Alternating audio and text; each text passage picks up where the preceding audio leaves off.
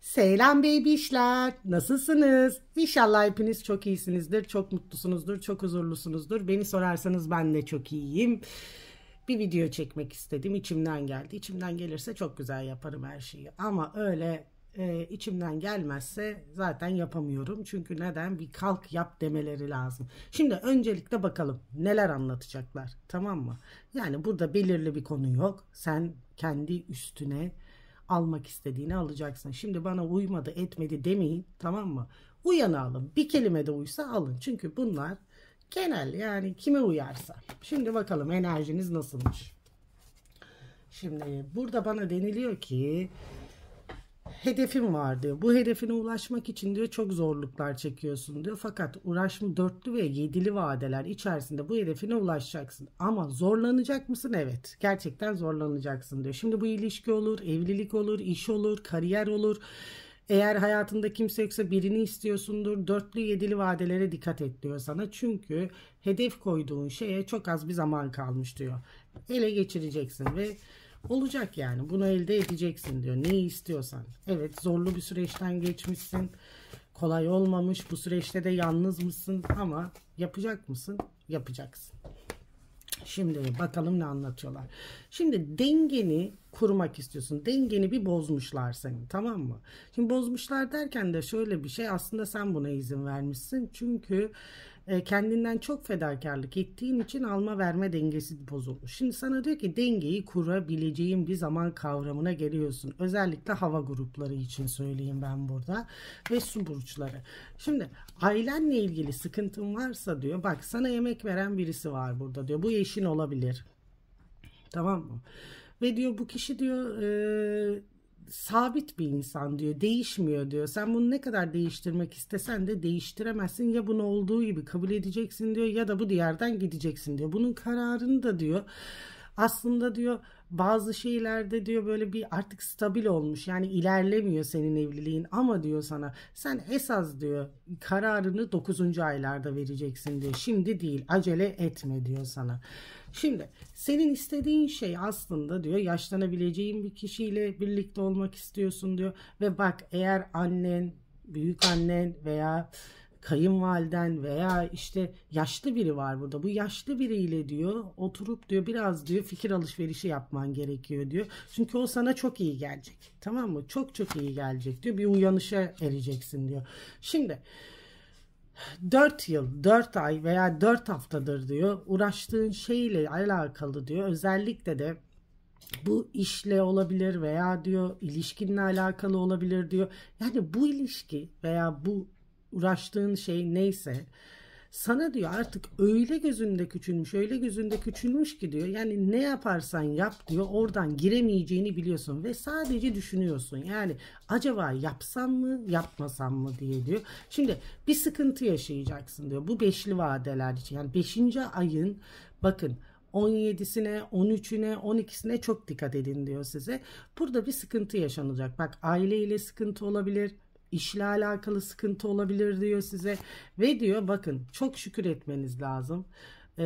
Özellikle de Ramazan ayındayız. Çok tövbe etmeniz lazım. Çok şükür enerjisinde kalırsanız diyor size bazı şeyler diyor aslında diyor kurtululabilir diyor. Fakat bu herhalde gönül işiyle alakalı diyor. 5. ayda bir sıkıntı yaşayabilirsin diyor. Ben sana uyarayım. Ondan sonra bak gene 5. aylarda diyor sana bir kendini yalnız hissedeceksin. Bir geriye çekileceksin diyor. Ve özellikle senin hayatında biri varsa diyor bu kişi çok tembel. Yani bir şeyleri ben istersem yaparım diyor. Yerinden kalkana bir sene geçiyor aslında. Yani öyle. Kendi hayatında mutlu. Biraz diyor bunun diyor zorluk, yani biraz da şey alması lazım. Sorumluluk alması lazım ama bu bunu alabilecek kapasiteye sahip değil. Ve seni üzen durum da bu. Belki bak eşin çalışmıyordur. Bunun sıkıntısını yaşıyorsundur veya eşin çok rahattır veya sevgilin o kadar rahat hareket ediyordur ki ve senin sorumluluğunu almadığı ve seni taşıyamadığı için de sen bunun sıkıntısını yaşıyor olabilirsin diyor. Şimdi bazı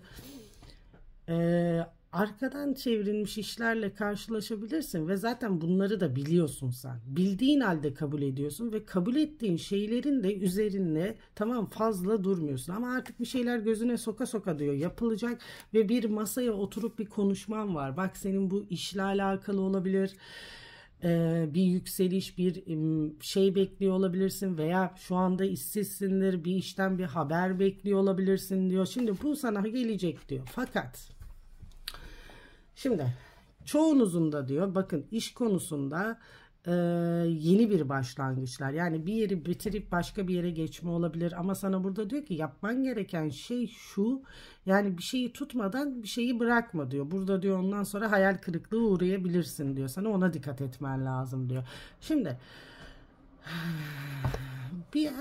bir masa başına oturup bir konuşmalarınız var diyor. Sen eğer bak emlak işiyle uğraşıyorsan veya inşaat işiyle uğraşıyorsan, kendi işinin sahibiysen diyor, elinde birçok seçenek var diyor. Ama bunları diyor değerlendiremiyorsun çünkü başkalarının aklıyla hareket ediyorsun. Yani birisi geliyor ortaya bir şey atıyor ve sen onu alıp tamam mı yapmaya çalışıyorsun. Kendi fikirlerinle, kendi gücünle, kendine inanarak ilerlersen daha güzel olacak her şey diyor. Beklediğin haberler var. 7'li vadelerdir diyor.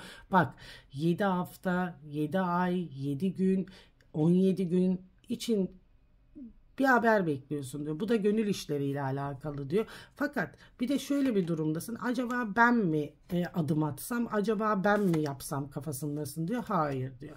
Biraz daha beklemen gerekiyor diyor sana. Zaten bu kişi diyor sana gelecek diyor.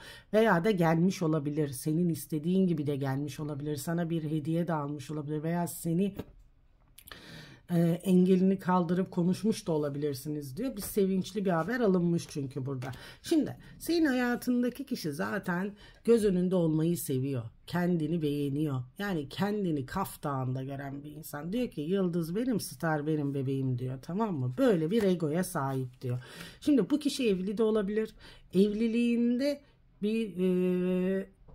bir sorun da var ama bu sorunu diyor tam olarak diyor size diyor açıklamıyor da olabilir. Çünkü sizin beklediğiniz bazı şeyler var bu kişiden. Bak siz onun için aslında değerlisiniz ama siz onun elinde olduğunuz için o değeri bilmiyor.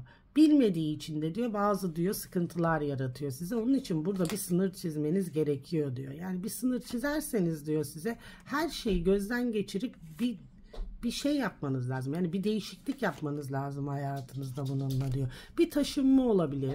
Bir ev alma durumu olabilir. Veya ev satma durumu olabilir. Bununla uğraşabilirsiniz diyor size. Şimdi burada bana denilen şu var.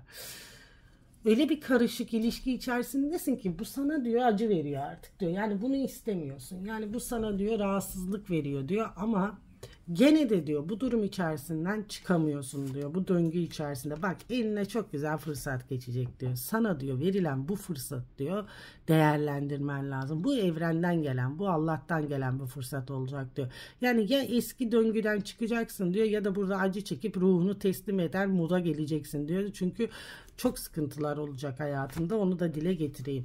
Evet diyor merak ediyorsun ne yaptığını ne ettiğini ama sen bağımlısın diyor bu kişiye karşı diyor sana. Bak bunun ailesiyle ne olup ne bittiğini de merak ediyorsun. Şimdi aile deyince kendi eşi olur, annesi olur, şey olur, ne yaptığını ne ettiğini çok merak ediyorsun diyor sen diyor. Ve aynı zamanda bak bu kişi diyor maddi durumu iyi olan bir kişi ve kendi hayatında da gayet böyle mutlu bir kişi ama diyor senin kafanı çok karıştırdığı için tamam mı sen hep böyle gitgelli bir ilişki içerisinde olduğun için şunu çok iyi biliyorsun diyor. Bu kişi sana doğru zaten gelecek şu anda bir sorun varsa fakat sana diyor ki sen ne istiyorsun burada? Şimdi sen ne istediğine bir karar ver bakalım. Şimdi sen ilk önce iş mi istiyorsun? Kendini güzel bir konuma mı getirtmek istiyorsun? Yoksa maddiyatını mı düzeltmek istiyorsun? Önce buna karar vererek yani seçeneklerini seçerek ilerle diyor. Zaten bu geliyor. Bununla ilgili bir sıkıntı yok. Bu geliyor zaten. Tamam mı? Bu geliyor yani. Bu sabit bir insan. Bu toprak burcu olabilir ve hava gruplarından da olabilir. Su elementi de var da yani takılmayın ama yani burada bana diyor ki sabit yani sabit bir insan yani ben bilirim ben yaparım benim dediğim olacak diyen bir kişi. Öncelikle sana onu söyleyeyim. Eğer hayatında kimse yoksa, ilişkin bittiyse deniliyor burada, tamam mı? Bitmesi iyi olmuş. Çünkü bu ilişki seni ileriye götürmüyormuş. Öncelikle onu sana söyleyeyim. Ve ikinizin de bakış açısı çok çok ayrıymış. Yani sen Anya, o Konya hesabı, onu söyleyeyim size. Ve sana diyor ki sen bu ilişkiye zaten kendini öyle bir yere koyup kitlemişsin ki kendin çıkmamak istememişsin. Yani aslında kapı açıkmış, istesen çoktan gidebilir misin? Ama hep bir şans vermişsin diyor sana. Bak. Sen çok sıkıntılar çekmiş birisin. Kimle enerjim tutuyorsa ama artık diyor bak soytarılarla işin yok diyor. İmparatoriçe gibi diyor. Orada tahtında oturuyorsun. Senin hayatına diyor çok güçlü birisi dahil olacak diyor. Bak bu Aslan Burcu olabilir ama birlikte hareket edeceğiniz bir kişi olacak diyor ve güçlü bir karakterde bir insan diyor. Bu diyor bir diyor böyle imparator gibi diyor, senin sırtını dayayabileceğin biri diyor eğer hayatında yoksa diyor. Şu anda diyor göremiyorsun hiçbir şeyi zaten diyor. Yani hiçbir şeyi göremiyorsun ve hiçbir şey için yani ihtimal bile vermiyorsun diyor sana ama sana diyor ki sen biraz etrafına bakılman gerekiyor. Bazen şeyi sorguluyorsun. Ben niye olmuyor ilişkilerim, niye yalnızım filan, seçimlerinle alakalı deniliyor burada. Bak sana sunulanı değerlendiremiyorsun diyor. Korkuyorsun diyor. Anladın mı? Sana sunulan şeyleri görmen gerekiyor ki diyor şu imparator senin hayatına gelsin diyor. Güçlü bir karakterde. Bak sıfırdan bir başlangıç yapacaksın diyor. Özellikle 6. aylarda 6. ayın 25'inde diyor kimse yoksa hayatınızda diyor sıfırdan bir başlangıç ve bu başlangıç diyor size diyor tamam mı? Öyle bir şans getirecek ki, öyle bir mutluluk getirecek ki siz bile inanamayacaksınız. Bunca şeyi demek ki bunun için yaşamışım diyeceksiniz deniliyor bana. Öncelikle onu söyleyeyim size. Şimdi bak diyor sana. Bir kapı kapandığı için üzülme diyor ve bu kapı açılması için de önüne gidip de çalıp zorlama diyor sana. Çünkü bu kapının diyor kapanması gerekiyor diyor. Niye kapanması gerekiyor biliyor musun? Çünkü senin var olman için, senin kendini bulman için, senin ilerlemen için, sen ne istediğini bilmen için, senin güçlenmen için bunları yaşamandaki temel neden bu diyor. Ve diyor sen şimdi diyor hemen hemen diyor birli vadeler içerisinde diyor kendini toparlayıp güçlenip diyor işine gücüne kendi hayatına odaklanacaksın. Ama bu kapının önünde durup da sevgi, ilgi, aşk dilenirsen örnek veriyorum veya iş dilenirsen işte maddiyat dilenirsen sen diyor tamam mı şu mertebeye eremezsin diyor. Sana burada diyor ki evren ve kartlar bana dedikleri çabalaman gerekiyor diyor. Bu zamana kadar nasıl tırnaklarınla uğraştıysan şimdi gene uğraşacaksın diyor. Yok öyle bir dünya diyor sana. Her şey ayağına hazır gelemez diyor. Bak burada negatif enerjiler yapan bir kadın var tamam mı? Bu eş olabilir, anne olabilir, abla olabilir ama diyor bu kişi diyor öyle sinsice yapıyor ki bunları diyor. Sadece diyor hayatınızda diyor bunları diyor yaşıyorsunuz ve o kişinin diyor çok değişik davrandığını fark ediyorsunuz diyor size. Bakın bir tarotçudan bir yardım, bir destek alabilirsiniz diyor size. Ama burada bana denilen şu var. Burada gördüğüm atalarla ilgili bir sıkıntı var. Büyüklerden gelen bazı sıkıntılar var. Belki büyüklere geçmişte yapılmış negatif enerjiler vardır nesilden gelen. Ve burada anne ile babayla ilgili sıkıntılar var. Öncelikle bunları şifalandırıp ve iyileştirmeniz gerekiyor diyor. Belki anneye babaya çok bağımlısınızdır. Belki diyor annenin babanın sorumluluğunu çok almışsınızdır veya onların size verdiği sıkıntılar içerisinde diyor ya da sevgisiz büyümüşsünüzdür diyor. Onun için bakın size diyor ki her şeyi net görmeniz gereken bir zaman kavramındasınız diyor. Siz kendinizi diyor toparlarsanız her şey önünüze gelecek sizin teker teker diyor. Ve gerçekten korunan birisiniz yani. Bu diyor çocukluktan, bebeklikten geliyor aslında.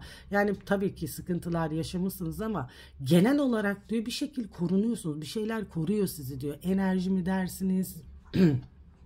Artık bir elin sizi koruduğunu mu dersiniz, bunu hissedebiliyorsunuz. Bu arada da rüyalarınıza çok dikkat edin. Mesaj alacaksınız rüyalar aracılığıyla diyor. Ve birilerinin artık bağınızı koparma zamanı, kesme zamanı. Eğer bunu yapmazsanız diyor, yeniye adım atmak isteyenler için söylüyorum, adım atamazsın diyor. Bağ koparma çalışması yapman lazım diyor. Kendini tamamen bir saf bebek gibi arındırman gerekiyor ki diyor ilerleyebilesin diyor. Aldım, kabul ettim beybiler. Aldım, kabul ettim. Sizleri çok seviyorum. Görüşmek üzere diyorum ve cheers.